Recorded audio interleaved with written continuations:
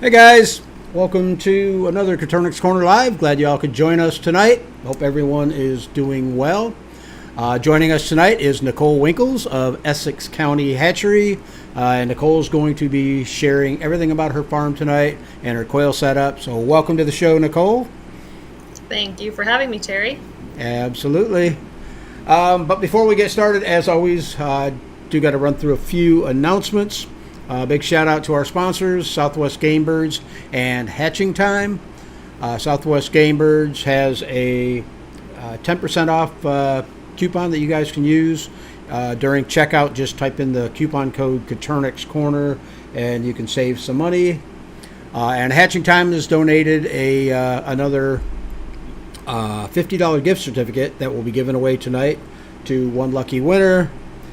And Southwest Game Birds has donated a 30 count of jumbo whites, so that's going to be going out tonight. So we've got the 30 count of jumbo whites, a $50 gift certificate from Hatching Time, and Northwest Quail Farm is going to give somebody their choice of either the quail egg starter pack or the automatic watering system, the nipples and the cheese and whatnot. Let's see, shout out to our moderators, Anna Poe from Dirty South Homestead and Amber McLernan. I think I saw both of you guys in there. And I don't know if Henriette's able to make it tonight or not, but regardless, I appreciate it. We couldn't do it without you guys. Another thing I want to point out real quick is the Coturnix Corner podcast. I'm finally starting to get to where the schedule is going as planned.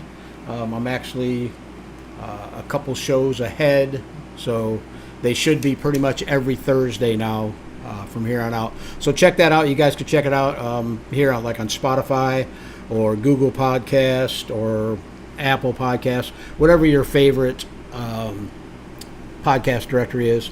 Check it out. I would appreciate it. And also tonight is the big night for the Katoryx Kids program. Every month we choose one winner from the Katoryx Kids program that has submitted their project of the month, and they get a bunch of great prizes. We got Premier One is supplying us with partially supplying us with a Lumia 8 incubator. Hatching Time's giving us a twin setup on their cage. Beach Creek Game Birds is supplying some hatching eggs. Abram Homestead is supplying a starter kit. And Coturnix Corner is donating a $25 tractor supply gift certificate just to get the kids started.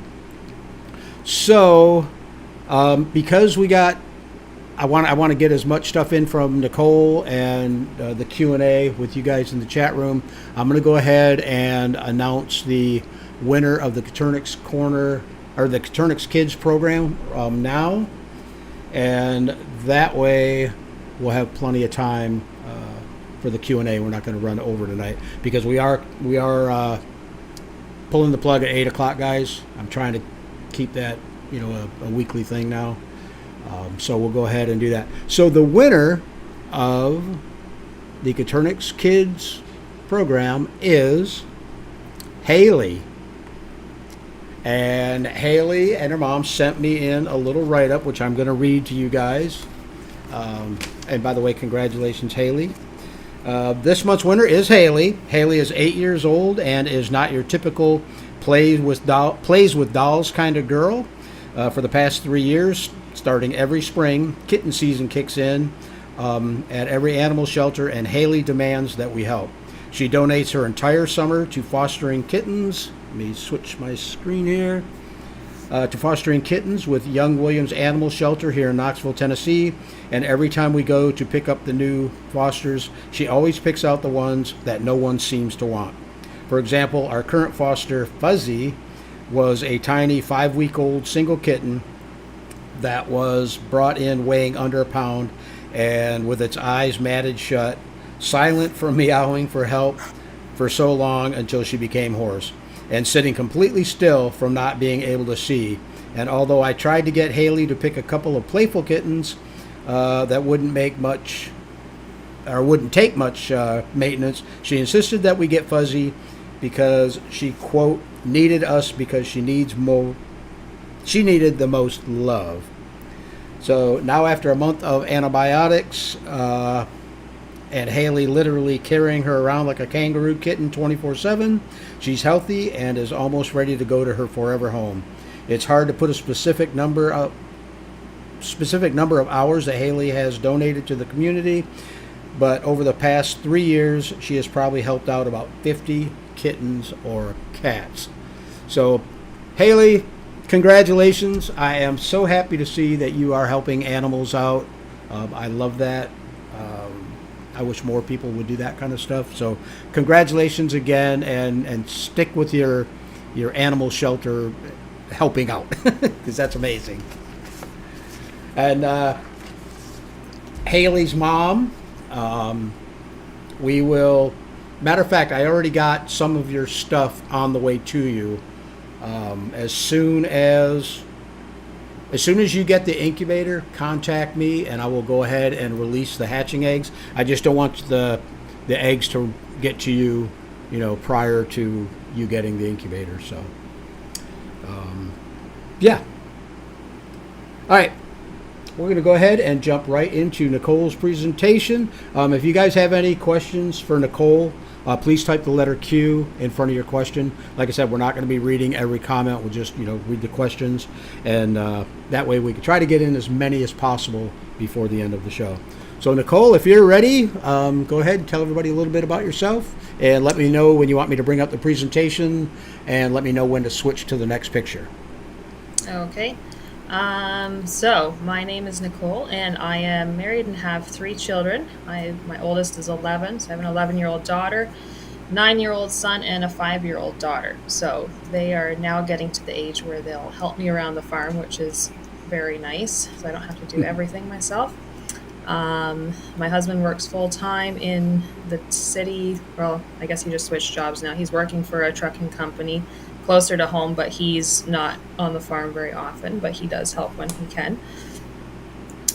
So yeah, the farm is basically my full-time and a half job, plus raising kids on top of it. So it's very, very hard to keep everything organized and, make sure all the animals are all taken care of. Thankfully, I do have volunteers that come. I've got 5 volunteers that come for different days of the week that will help do chores and keep on top of things too. So that really helps as well.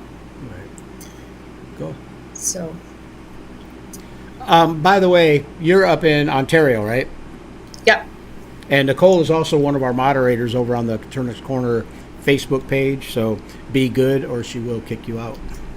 So are you ready for your presentation? Sure, we can go ahead on that. Okay. Alrighty. So when I first started in Quail 3 years ago, we went under the name Essex County Quail and Poultry, which we then switched to Essex County Hatchery because we started doing more than just quail and poultry. We do turkeys, geese, ducks, chickens, quails, peacocks, pretty much any type of fowl bird will hatch in the spring and sell locally. I also ship eggs across Canada as well. In April, we opened up our farm for farm tours for educational purposes as an agritourism attraction. So that's been extremely well received by our community to be able to present farm life as on a real farm without, it being a zoo type feeling. So that's been keeping me extremely busy this year because since opening our doors in April, we opened Easter weekend. We've had probably about 5,000 people through our farm to come visit and learn about different things. We do field trips and that type. If you want to go to the next slide there, Terry. I also planted a large sunflower field and a pumpkin patch. So the sunflowers are now blooming. And I've got some nice pumpkins coming up that we'll be selling in the fall. So that draws in a lot of people to the farm as well to give them something to come and take pictures in the sunflowers. I planted probably about 20 different varieties of sunflowers, so there's some really cool colors and things like that. And you can go to the next one, Terry. So this is me and my 3 farm helpers. We were picking rocks in our field to get it ready for planting our pasture. We have 7.5 acres. We put up fencing, planted new pasture, and put up fencing this spring. We're still in the process of finishing our fencing, so this was us getting our field prepped for the planting. And we can go to the next one. This is me with the kids again in our sunflower area. My photographer friend just came last week and did these pictures for us, so that was nice of her to do that. They're as you can tell, they like wearing overalls, and that's kind of what we branded our farm around, was the kids wearing overalls in the sunset. So we can go to the next one there. This is inside our barn. I think this was earlier this year. So we have separate pens where we have our mini pigs, our sheep, and we have some breeding pens for our ducks and geese and things like that. That's our big turkey tom that's in the center of the floor, and one of our geese walking out the door there too. So we do have a lot of birds that free range, but the ones that we breed specifically for, that we need to keep the types together, we do have breeding pens for those. You can go to the next one. That's just another angle showing our old barn that's over 100 years old. I don't even know. I think it's probably closer to 120. It's pretty old. You can go to the next one there.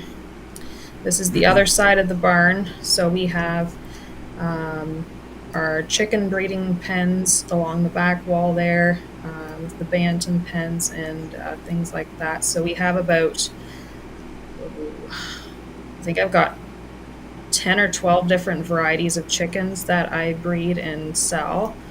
So springtime and hatching time is a very, very busy time for me. You can go to the next one. So these are our bantam pens. So I do mainly Old English game bantams, Seabrights, Cornish bantams, and then the Millefleur Ducals. That's a favorite as well. I really like the Old English game bantams. They're my favorites. They're just a little tiny miniature chicken that will sit in the palm of your hand, so they're pretty cute. Wow.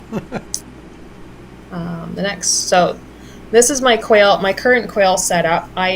Last spring, when we moved to the farm, I had probably about 500, close to 500 quail. Since moving to the farm, we encountered a tremendous problem with rats. I had the wire cages with the rollouts, and the rats would climb into the manure trays and grab the feet from the rollout, the wire cages, pull the feet through, and eat the bellies out of the quail. So sometimes I would come into the barn and there would be 20, 30 birds dead in the cages just from one night. So we tried getting rid of the rats. It was we could never get on top of it, so we just majorly downsized the quail and changed to wooden cages with quarter or half by half wire mesh so that nothing could get through them. And so now I'm down to about 60 quails right now. So I've got the 6 different cages and about 10 to 12 birds per cage. And I've just really decreased the number that I have, but still I'm concentrating on the ones that I really like the most. So, so this is our big, over 100-year-old barn. That's one of our field trips that we had. You can see all the kids running around in front. They like coming to the country and just being able to be a kid and feel free to do what they want with no, get away from the city life for a little bit. Absolutely. So this is one of my German pastel collection quails. She was one of my favorites, so I took a picture of her I've had this picture for a while, but so I still have the German pastels. I've got the silvers. Um, I've got my Tibetans. I really liked the dark Tibetans and the ones with the dark feet. I like to keep those. Um, can't remember what's the next picture that's up there, Terry. Oh yes, and this is one of my blacks. So I do breed for the blacks. Last year I'd sent Perry up here in Canada. I sent him some of my jumbo Tibetans, and he bred them into his blacks that he had, and just really helped with the bloodline that we had here in Canada to get a little bit more, to get stronger and larger birds that survived and had better hatching rates and survival rates. So the blacks here in Canada are doing very well, thanks to Perry and his work with them. So I do have the blacks here that I play around with as well, which they're probably one of my favorites. I really like them. And go to the next one. That's one of my Tibetan tuxedos. And what was the next one that I had there? Oh yeah, that's one of my snowflake bob whites. I keep pretty. them as well. I really like the snowflakes. They're so pretty. I have northern bob whites as well, which are going to be going into an aviary that I'm still working on, but they'll be outside flying around the aviary, which will be cool to watch. Sure. And these are some of my geese. They are very, very noisy for anybody who's ever had geese. um, they do not know how to sleep at night. They decide that they're going to have a party in the middle of the night, and they'll wake up the whole neighborhood. Thankfully, we're now on the farm and not right next door to a neighbor or anything like that, so we're pretty far away from anybody. But I know our neighbors at our old house. We were pretty close to our neighbors, and they would kind of complain about how noisy the geese were in the middle of the night. Right. So, and here's That's some of pretty. my peacocks. So I've got 5 peacocks. Sorry, 2 males, 3 hens. So 2 peacocks and 3 peahens. And they are probably one of my favorite birds on the property. I just love the peacocks. They're just so beautiful.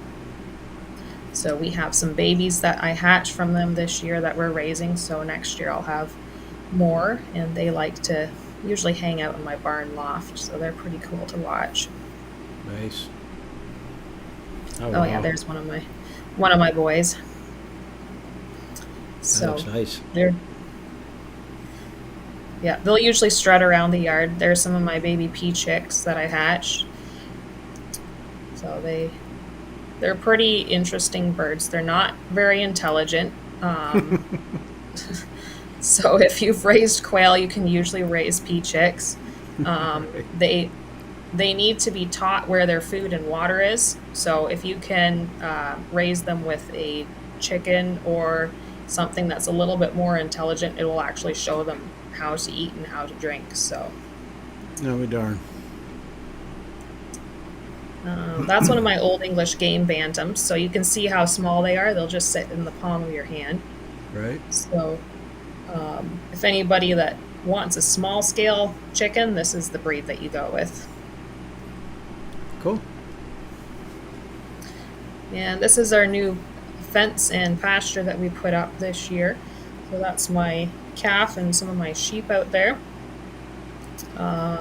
We've got 4 different pastures. 2 of them are fenced so far. We still have to fence 2 more. But it's been great to get our larger animals outside into the grass and give the people more space, like the farm visitors, space to come and walk around and interact with the animals a little more and be able to spread out. So it's been really good for the animals and good for our farm visitors too. Right. Is that a wind farm in the background there? Yeah, we have in Essex County, because it's so flat here, we have wind turbines all over the place.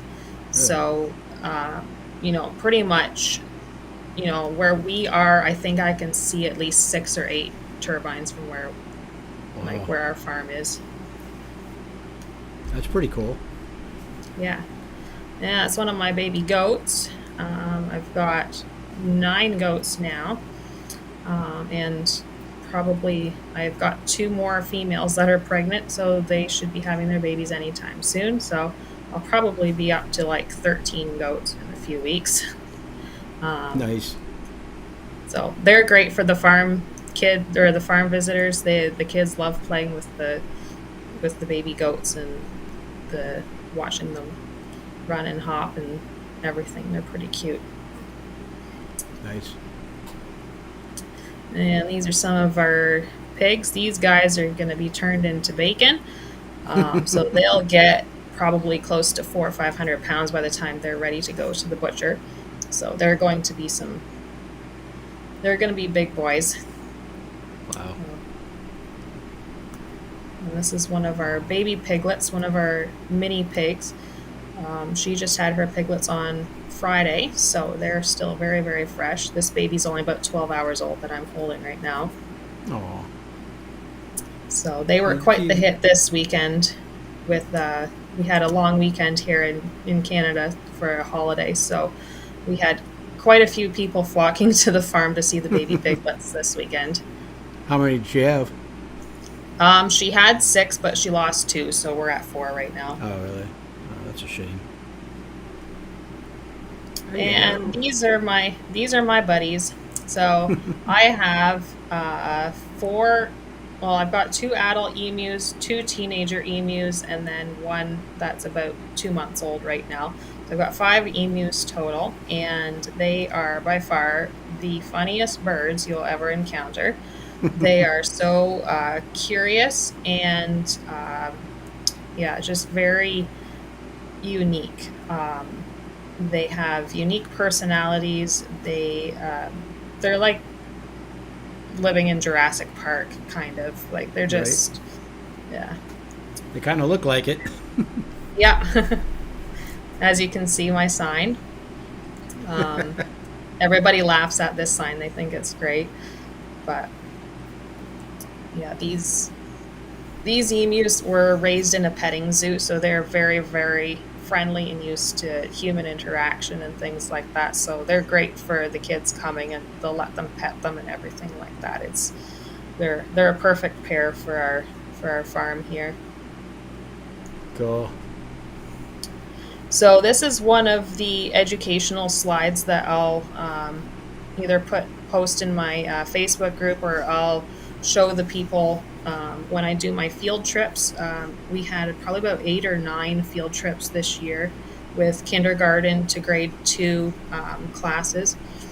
So I would go through, show the students the different types of eggs and the birds they would come from, and go through and explain, the process of hatching from when the egg is laid to how it hatches and the babies and things like that. So I try to concentrate a lot on the educational side of farming, and present that in a way that's fun for the kids as well. So they got to hold baby quail, they got to hold, some baby ducks and turkeys and chickens and things like that. So it's been great for the community too, to be able to experience this in a way that they would never be able to do that otherwise. Right. This is one of our field trips, so we would bring out the little tote that has all the babies in it and let the kids hold them and touch them and things like that. For quail chicks, I wouldn't let them pick them up. I would just say you can put your finger in and pet them, because otherwise they would run all over the place and end up getting lost. Chickens will kind of just perch on your finger and not run off like quail do, but and there's some more of the hands-on stuff we were doing with the kids. Now, this isn't the same barn that you showed earlier, is it? No, this is our second. We have another barn. It's kind of like a drive shed on our property. So we've converted that in one corner into our rabbit pen, and then the other pen we cleaned up put new stone in for the floor and turn that into like a barn that we rent out for birthday parties, and we do our field trips and things like that in there. So it's a kind of our multifunctional barn. Nice. Yeah, so you can see the big barn on the left there. So the smaller barn on the right is where we have we do our birthday party rentals and the field trips and things like that. Cool.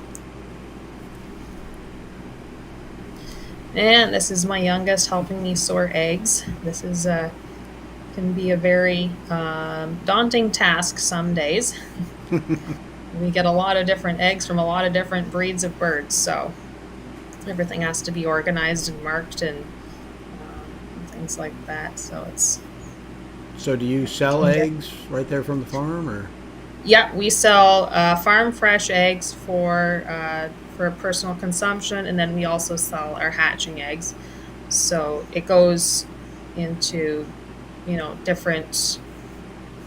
We'll package our eating eggs right away. The other ones we'll put on trays and store them in a cool area until either we ship them or hatch them. Gotcha. That's another view of my sunflower field there. That's with pretty. All the different colors coming up. And that's beautiful. That's just one of our Essex County sunsets. Because it's so flat here, we get such a beautiful view of the sunsets and the skies. Right. Looks nice. Yeah. And that's the emu area there. So, yeah, lots of work.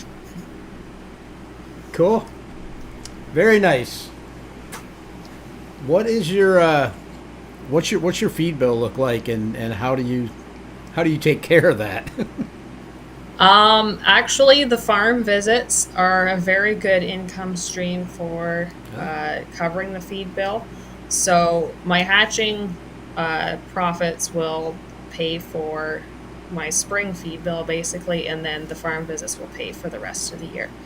And I also sell like egg cartons and quail egg scissors and some supplies and things like that on my website. So I ship those out all across Canada as well. So you do that. So there's a lot of different income streams to this farm. Right. Cool. So what does your husband do for a living? He's going through for his truck driver's license right now, and he's going to be working for a local farmer. Nice. Yeah. All right. Let me see. We're going to go ahead and jump into the chat room and see if we got some questions for Nicole. Guys, if you have any questions, make sure you type the letter Q by your question, and that way we're not going to miss them when we go through there. I'm not going to be reading every comment just because I don't want to. How's that? I did actually, guys. I did have one more announcement that I forgot to make earlier. This is going on now over at Katoryx Corner community website, which is Coturnixcorner.com. I've been talking with Michael Rose, and he is putting together a mentorship program. It's open to anybody, but it's going to be going through the Coturnixcorner.com website. So if that's something you guys might be interested in, we actually have a post over there right now under the announcements talking about getting some input from the members and some different ideas and whatnot, what they'd like to see. So if you're just getting into quail, or you've been in quail for a while, but you want to learn a little bit more of the advanced stuff, they're going to be starting right at beginner stuff all the way through the advanced stuff, genetics, different breeding programs, stuff like that. So if you are interested in that, head over to Coturnixcorner.com, and there's a post on there that quite a few people have already been commenting on. So, all right, let me see where we're at here. All right, James says, question, has Canada been hit hard by AI? One imagines so, but our news is a bit myopic, whatever that word is. There were some larger commercial farms that were hit hard, and a few backyard poultry farms. We didn't get hit in our area, thankfully. There were no active cases, so we just had to, you know, I was careful with bringing new birds onto the property, making sure that I didn't have any um, wild waterfowl flying in, things like that. But where we are, it's pretty remote, so it would, like, the biggest risk was starlings and sparrows bringing it in. But we Mm, have so many around here, there's no way to control it no matter what you do. sure. So you just have to kind of pray. Right. Yeah, I just had Department of Agriculture come out last week and test my birds for NPIP, and Okay. they started something new. At least to me, it's new. They didn't do it last year or the year before. They registered me on a USDA site, United States Department of Agriculture, something to do with the location. I mean, they've got what do they call it? GPS coordinates right to my house now, and I'm like, why on Wow. earth are they doing that? So I don't know. I don't like government overreach when it comes to this kind of No. stuff. Yeah. Let's see. Dirty South Homestead says, question: how well do the quail do? Usually when, oh, you still there? The Yeah. internet just goes up. Um, the quail, I don't usually let people hold them. I will hold them and let the kids pet them. And then that way they can kind of, touch their beaks and their feet and things like that. But um, babies, definitely, I don't let kids hold them because they're too Right. fragile. And I've had too many dropping incidents. So I just make sure that the quail chicks I'm either holding them or they're in a container and the kids just reach in and touch them.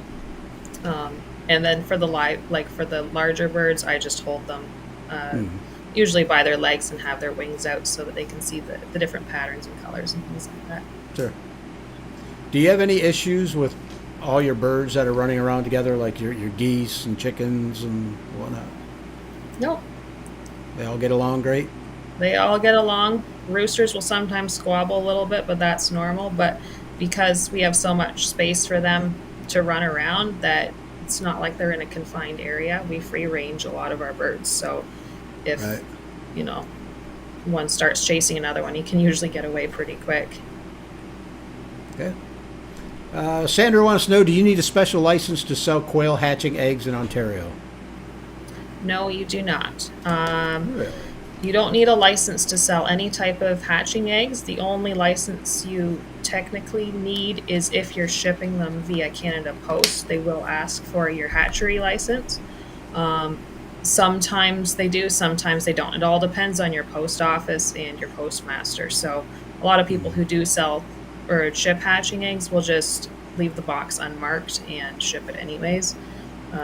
So just generally, I generally use a courier because it gets there faster than Canada Post does anyways. Right. What about eating eggs?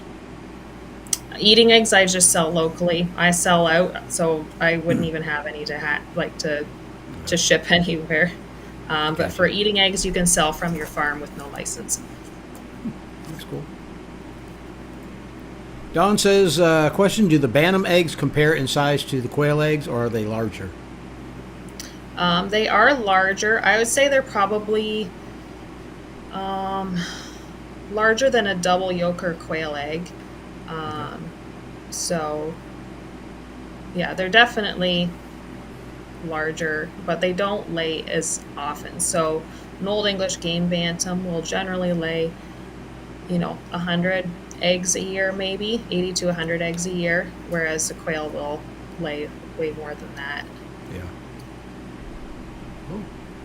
Dirty South Homestead says, I need to come visit your farm, baby goats, peacocks, pigs. It's a lot of fun, but it's a lot of work. Yeah, I can imagine. I always see the stuff you post on Facebook and stuff with your kids out there learning to drive the tractors and all that kind of stuff. So that's pretty cool. Yeah, they love it. Matt's Vlog says, question, is it hard to raise the pig for bacon? This is our first go at raising our own pigs. We're just trying not to get as attached to them. We still want them to trust us so that when it comes time to load them up onto the trailer, that they're not going to be, running like crazy. So we are still working with them to make sure that they trust us and will come up to us if we have food in our hands and things like that. But we're not devoting as much attention to them as we do, like, say, our mini pigs, which are our pets essentially. So Right. Okay, Amber says, question, what kind of insurance, if any, do you have to keep to have the public come out like that? And what kind of cost does that add in? I always thought that would be fun to do, but the insurance is intimidating. Luckily, I have a very good insurance broker who was able to get that sorted out for me. Insurance, which insures the property and just general public coming to buy eggs and things like that. But I have an additional umbrella policy, which is specifically for a petting zoo. That's what they've classified it as. And that runs generally about, I think that was $1,200 a year. So about $100 a month on top of my regular home and farm insurance. Cool. That's not too bad, I guess. No, it's not too bad.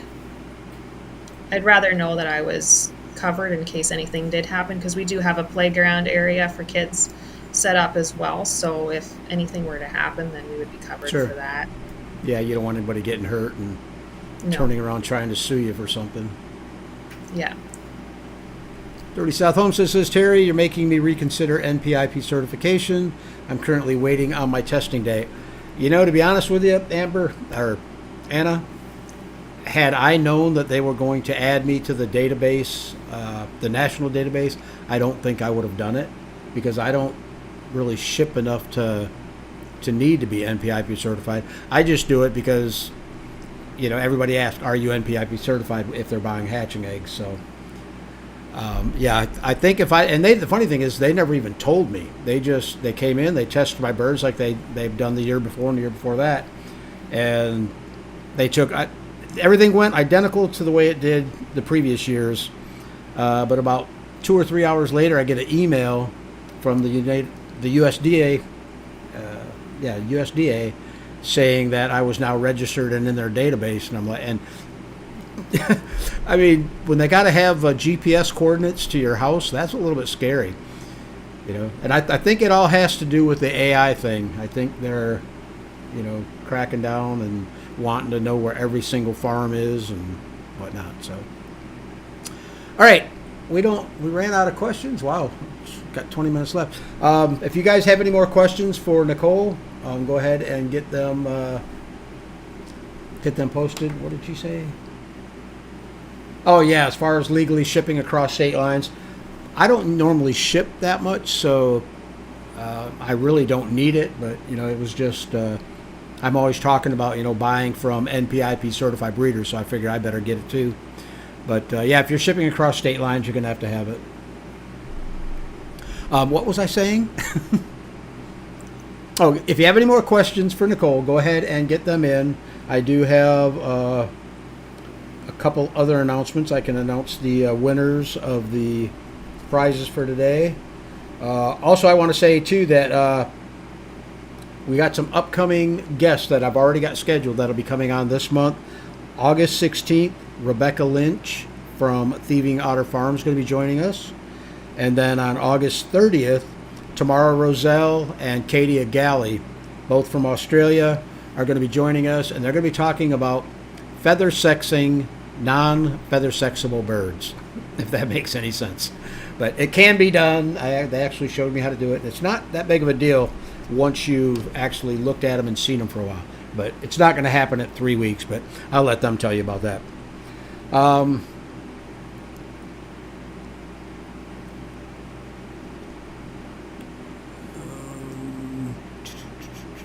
Let's see.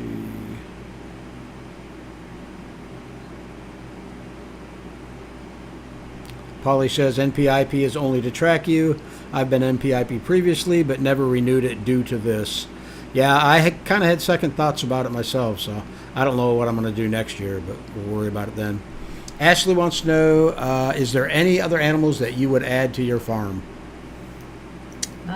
Well, we just added a horse today. Oh, did you? Yeah. That's cool. Our neighbors down the road donated a horse to us because they thought that he would live a better life at our farm. So, yeah, we walked him down the road, and he's now living in our pasture. That's cool. And if he runs away, you'll know where to go find him. Yeah. The Rochelle Farm's in the house. Glad you could join us tonight, Mark. You've been away for a while. Autumn says, question, how long do emu eggs have to incubate for since they're so big? Emu eggs are about 56 days, so close to 2 months. Oh, wow. Yeah. It's a long process. Anything special you have to do to them, like cooling cycles or? They have to be incubated about 2 degrees lower than chicken and quail eggs. So you can't incubate them alongside anything else. They have to have their own separate incubator. Usually at about 40 to 45 days into the incubation, they will start to wiggle, so you can tell if they're fertilized. But since they're so thick, like you can't candle them, it's basically you stick them in the incubator and wait 2 months, and if they hatch, they hatch. Yeah. Right. S. McKee says, is your farm open to the public daily or what? We are open Wednesdays, Fridays, and Saturdays to the public. So, yeah, they just come, they park, they pay their admission fee, and come walk around and see everything. Just curious, what kind of admission fee are you charging? We're charging $10 per person, just because our feed bill's so high, like in insurance, I have to charge that much. So, sure. But there's a lot of stuff to do here. So if people come, they're here for 2-3 hours usually. Right. Dave says, question for both of you. What are your policy for shipping quail to the UK? I don't ship out of the country at all, so I don't know if you do or not. I don't ship out of country. No. Yeah. Import and export is too crazy to deal with. So. Yeah. Let's see. James says, question for Terry or his guest. Is the embargo on eggs to and from Canada permanent, temporary? I really want some blacks. I don't know, to be honest with you. What do you know about shipping out of Canada? We can't ship eggs out of Canada unless we go through a big mess of paperwork and stuff like that. I don't know if that's changed recently due to AI, if they're even allowing anything to go across the border. I'm not 100% sure, but I know there's enough breeders of blacks in Canada and in the US that you can just get them in your own country. So right. Yeah, James, I was going to say Rebecca Lynch, who's going to be on here the 16th. She has blacks. I don't know if she's actually released them to the public yet because she's been working on cleaning up her lines and whatnot. But yeah, there are people in the States that have the blacks.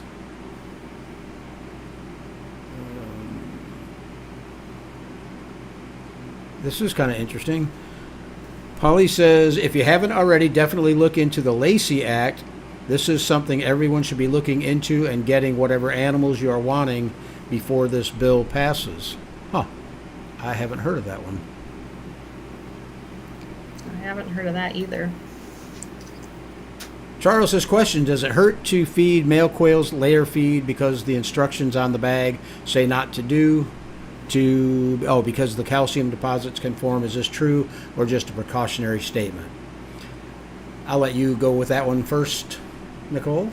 Okay. Well, my opinion might differ from other people, but because quail males generally I swap out every 6 months, they're not going to get any calcium buildup by the time they're swapped out. So if it's easier for you just to feed everything layer and you're swapping out your males early enough for either, just for meat birds or whatever you're doing, I don't see any problem with that. I just feed game bird starter mixed with chicken grower, so I get about a 24% protein feed that I just feed everybody, and I don't do any extra calcium for them, and they lay fine.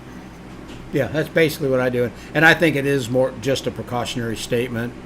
Somebody probably called the feed company and said, hey, all this calcium can hurt the males, so they just put it on their bag. I don't know how they could expect you, what you could put 2 feeders in the cage. It's not going to happen. Yeah. The only species that really you have to watch calcium intake on is your ducks and waterfowl, because it will build up in the kidneys, and it will they can't flush it out like as fast as chickens and quail do. So if you are raising ducks, don't feed them anything that has calcium in it. But for quail and chickens, it's not nearly as major. All right. Okay, cool. All right, we're out of questions, so I'm going to go ahead and read off the winners of the giveaways for tonight. To all the winners, if your name's called, I need you to either email me at terry@katoryxcorner.com your shipping information.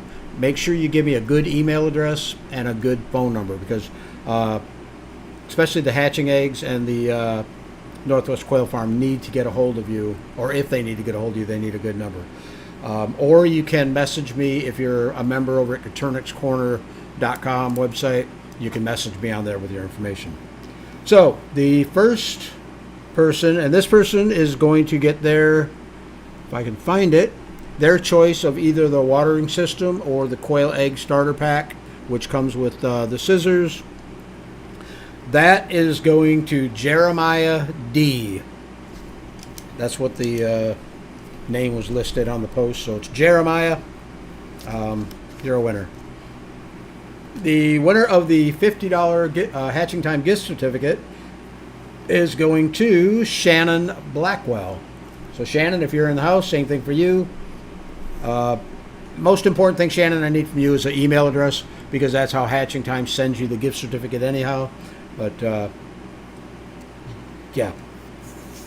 And the big winner of the night going to get the hatching eggs from Southwest Game Birds. They are the Jumbo Whites, is going to Doris Barnes. So, Doris, same with you. Shipping information, good email, good phone number, and I'll get that stuff forwarded over to the correct people. All right, do we have any more questions here? I don't see any.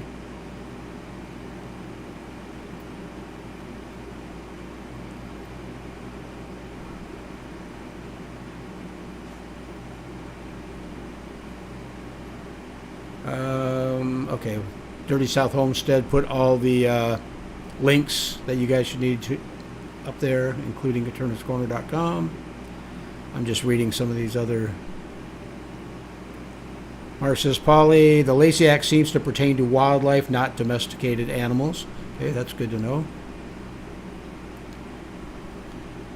All right, if we don't have any more questions, I think we'll go ahead and pull the plug. We actually got done 10 minutes early tonight, so that's cool. There we go. Exactly. I'm just reading some of this other stuff. So, guys, again, August 16th, Rebecca Lynch from Thieving Otter Farm will be here. August 30th, tomorrow, Roselle and Katie Galley will be here. So mark them dates on your calendar. Next week, I don't have a guest lined up for, but if I do end up getting somebody, I will post it on one of the group pages.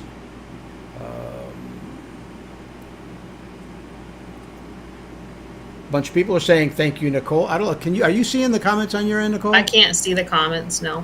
Oh, okay. A bunch of people are saying congratulations to the winners. Thank you to Nicole for showing up. And thank you guys for all the questions. Thanks for joining us tonight. Really appreciate it. Don't forget to join us Tuesday. And for any of you who are not members of the Katoryx Corner community, head over to Katoryxcorner.com and join us over there. It's a really great group, guys. It's growing fast, and it's a lot better than Facebook, I can tell you that much. So, again, Nicole, thank you very much. I appreciate you taking the time to join us tonight. No problem. And you're welcome back anytime. Thank you guys for joining us, and we'll see you all next week, Tuesday. Have a great night. All right. Have a good night, Terry. Bye-bye.